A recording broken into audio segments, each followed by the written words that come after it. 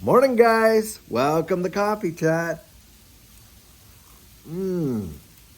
Wow, that is delicious, especially when it's nice and cold outside. I mean, I don't know, maybe sometimes cold weather makes the taste of coffee just a bit sweeter, don't you think? Look at the steam coming off the cup there.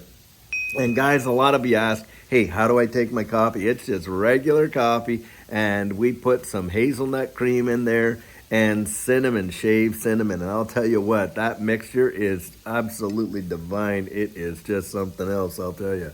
Mm. Mm. Anyhow, guys, read a fantastic article this morning, really more like a tweet, actually.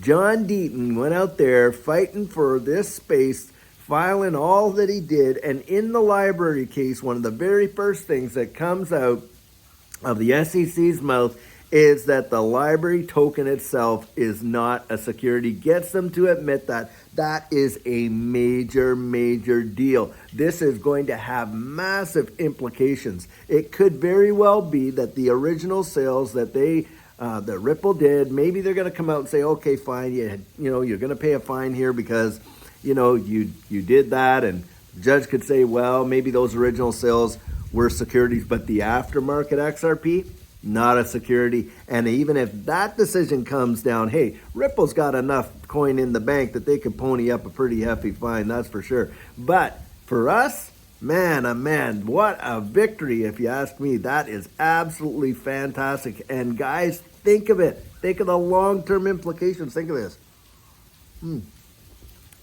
XRP comes out and gets declared a non-security like that. It is going to be among the very top of all of these, you know, ecosystems and cryptocurrencies, tokens, whatever you want to call them, digital assets. The only one with that kind of legal clarity, and that is absolutely massive. It is huge, and it's going to have tremendous impacts on the price, in my view, going forward. I think we are going to see this little compressed spring that has been holding XRP down for such a long time just bing, fire off in such a dramatic fashion. It is going to leave people dumbfounded. I'm not kidding. I think it's going to be absolutely fabulous. Now, that's my opinion. We have been waiting so long to see some kind of traction in this case. Now, yesterday, John Deaton was putting out that hypothesis that, hey, look, Judge Torres could literally come out and say, look, we're not going to give it to you, and we're not going to give it to you and in the summary judgment, and we're going to send this whole thing to trial. That could happen as well. And guys, if that happens, I think when you lay some of this stuff, just imagine this. If it goes to trial and all those Hinman emails have to come out and get put before a jury, do you think that's going to happen? I highly doubt it. I think if anywhere this gets decided, settlements on the horizon, or we are going to get that summary judgment decision. I really am not too sure that they'll push this thing to trial and drag all that dirty laundry out there and everything like that so it could be a public spectacle the way that it would probably end up being. I don't think that's going to happen at all. Wow, man, we got a bit of a cold wind just coming right in there, went right down the back of my sweater. It is nippy, nippy, nippy. We got all kinds of sleet on the back lawn here, which you don't normally get here in Texas. Actually gives me a down-home feeling for Canada, so there's a positive in everything, right? So I'm going to take that. Well, second article I was reading, guys, just reaffirms what Coffee Chat was yesterday. You got Russia and Iran working together, you know, to circumvent the whole SWIFT system so that none of these sanctions are going to have any impact on them and all that kind of stuff. And it's just another narrative of what we've already been hearing with respect to, you know, the monetary war that the world is really in.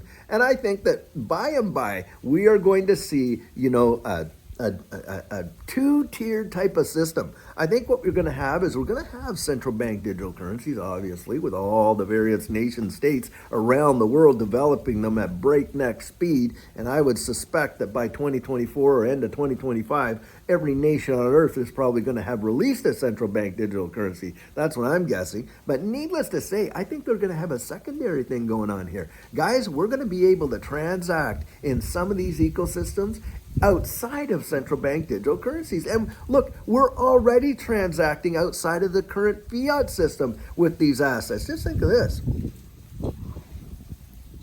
Here in the United States, you got folks that are actually getting their paid to them in XRP. And I've said this before, but a monetary instrument has to have three properties. Has to have a store of value, right? Has to have a unit of account, right? Has to actually be the medium of exchange. Well, does XRP fulfill that? It sure and heck does. It definitely has been a store of value. And look, it's also a deflationary instrument in that there's only 100 billion ever. And even right now, what's released is what? Maybe about 48 to 50 billion is really what's in circulation.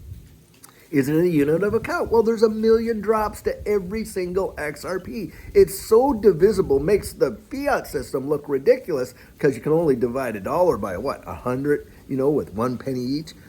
Is it a medium of exchange? Well, like I just said, people are getting their pay in XRP right now. Plus, you can buy goods, pay for services, on and on and on, utilizing XRP. And, of course, some other digital assets out there. In fact, like Bitcoin, it's legal tender in some countries. Guys, it is going to be something else. And those of us that have got in as early as we did, I think that we are going to reap the biggest rewards that you could even imagine down the road. And it is going to look so different. And it's going to be a big dividing of the have and the have-nots. And also on top of that, probably one of the greatest wealth transfers that has ever happened in the history of mankind. I genuinely believe that.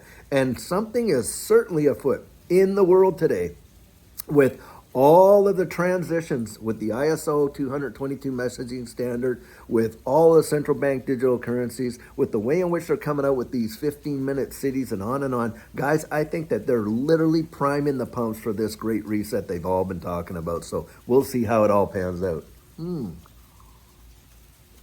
Wow, got a little tear coming down here from it so cold. Well, guys, I sure hope you're having a fantastic day. It's gearing up to be a good one, in my opinion, and I think they're all pretty good. Try to make the best of each one. Hey, there's always down days too, though, right? But needless to say, I hope yours is absolutely fabulous wherever you are, and we've got a great video planned for you later on today. And until then, I hope you have a good one, and take care.